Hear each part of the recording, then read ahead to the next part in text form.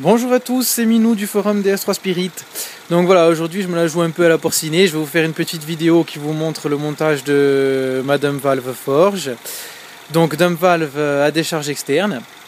Alors, la voici, la voilà. Donc elle est ici. Je vais pas mettre la main dessus parce que je viens d'arriver chez moi, le moteur fait 300 degrés. Donc, montage qui est particulièrement chiant, j'en fais encore des cauchemars. Alors en fait, pour ceux que ça intéresse, le montage il se passe en 3 étapes. Donc il y a une première étape ici qui est très simple, qui consiste juste à changer la dump valve, l'ancienne par la nouvelle.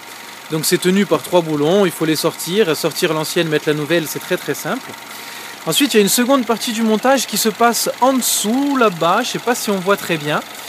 Qui est pas très difficile à faire mais très chiante, qui consiste à brancher l'alimentation électrique. Donc en fait il faut sortir cette pièce en plastique qui sert à rien, le tuyau d'air qui est ici qui se sort très facilement, et il faut aller brancher à côté du tuyau de liquide de refroidissement un petit truc, c'est très bien expliqué sur la notice de montage Forge.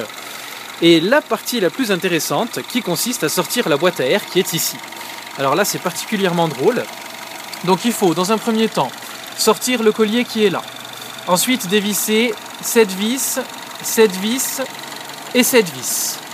Une fois que c'est fait, on sort le capot de la boîte à air. Et là arrive la partie la plus drôle pour sortir la boîte à air.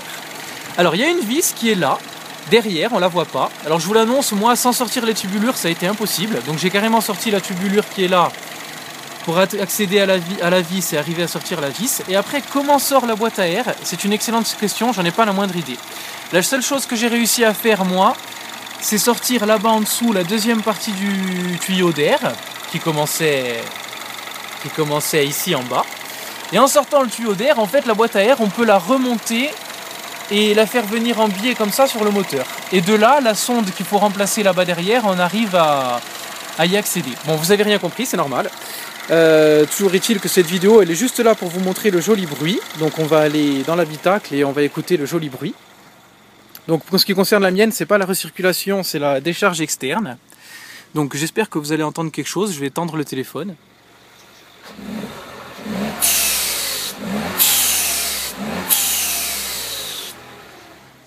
Donc voilà, j'espère que ça rendra bien. Et alors pour ce qui est du plus important, qui est quand même le rendu. Alors moi au niveau du rendu, juste avec les tubulures, parce que avant j'avais juste les tubulures, j'ai trouvé que la voiture était beaucoup plus nerveuse, on va dire, à bas régime. C'est-à-dire les montées en régime se faisaient de manière beaucoup plus franche, ça j'aimais beaucoup. Et là en fait, avec les tubulures plus la dump valve, alors au début il s'est passé un truc un peu paradoxal, c'est-à-dire que j'avais l'impression que la voiture a marché moins bien qu'en configuration 100% origine. Donc je me suis demandé s'il n'y avait pas un souci ou si j'avais pas mal branché quelque chose. Et alors en fait au final, quand je regarde par rapport aux vitesses auxquelles je roule, c'est pas du tout ça, c'est surtout que la voiture est beaucoup plus souple. C'est-à-dire qu'en fait j'ai l'impression d'avoir la même puissance, j'ai pas trop l'impression d'avoir gagné grand chose, mais à la place d'avoir la puissance très haut dans les tours, je l'ai beaucoup plus bas. Donc ça fait que la voiture elle est beaucoup plus souple, on joue avec beaucoup plus facilement. Donc voilà, je sais pas si les autres vous avez aussi cette impression là. En tout cas j'espère que le bruit vous plaît, que ma vidéo vous plaît. Je vous dis à bientôt sur le forum. Et à bientôt parce qu'on va se voir vraisemblablement. Voilà, bisous à tous, à la prochaine.